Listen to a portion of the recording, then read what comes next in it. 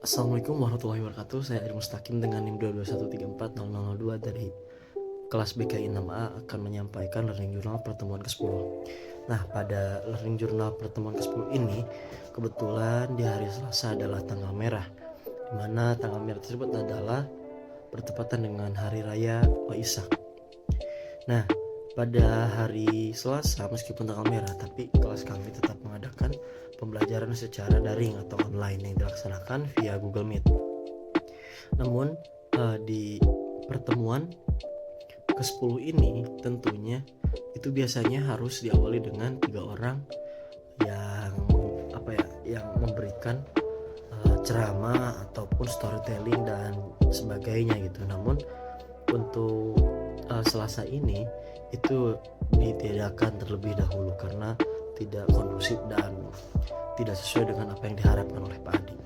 Namun saya ucapkan terima kasih kepada Pak Adi yang memang selalu membersamai gitu di dalam kelas gitu, dari online ataupun offline gitu.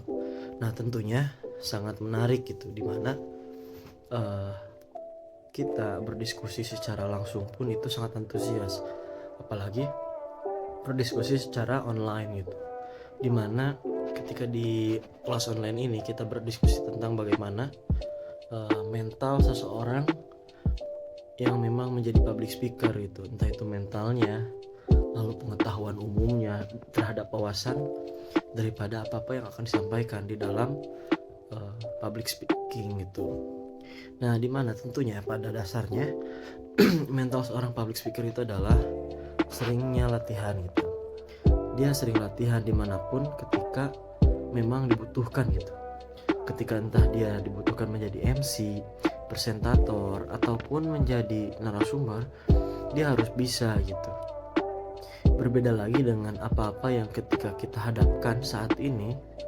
Misal saya pribadi diminta untuk menjadi narasumber di acara dadakan, tapi saya tidak sering latihan dengan apa yang saya kuasai gitu, ilmu public speaking ini. Nah, otomatis nanti akan menjadi sebuah hambatan atau tantangan gitu di dalamnya. Tapi ketika kita sudah bisa dan itu bisa menjadi sebuah kesempatan untuk bahan belajar kita, itu adalah hal yang menarik gitu. Nah, lalu wawasan apa aja yang perlu kita perhatikan terhadap kita sebagai public speaker? Tentunya adalah wawasan yang memang sesuai dengan apa yang kita harapkan dan inginkan gitu. Ketika kita menjadi seorang konselor adalah bagaimana kita mendapatkan ilmu ataupun wawasan tentang bagaimana menangani masalah gitu. Entah itu masalah kecil, masalah yang sedang, ataupun masalah yang besar, yang baik itu dialami oleh klien ataupun oleh kita sendiri gitu. Nah, tentunya di dalam kelas itu ketika online kami sempat berdiskusi tentang bagaimana ketika misal benar-benar tidak ada narasumber yang memang bisa untuk menjadi public speaker gitu dalam satu acara.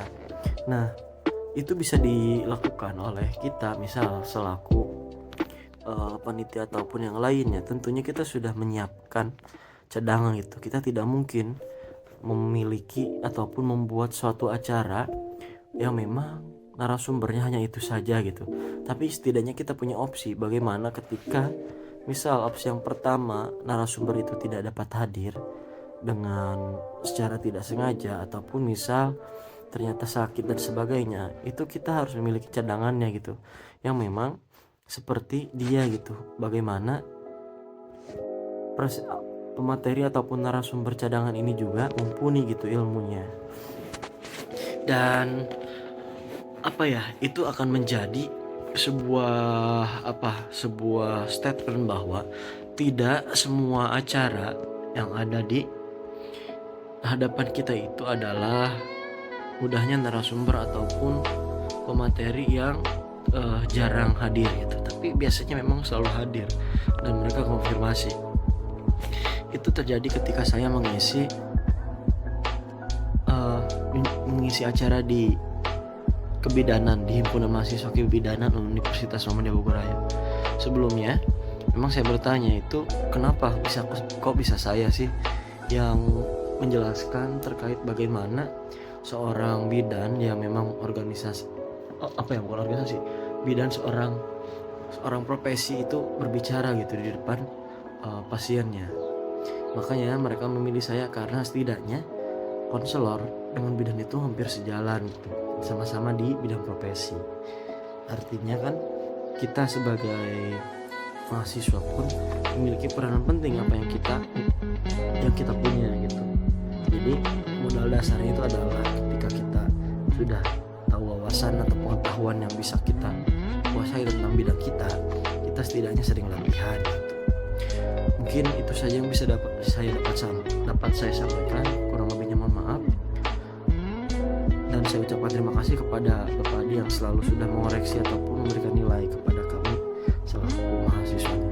Sekian dan terima kasih. Assalamualaikum warahmatullahi wabarakatuh.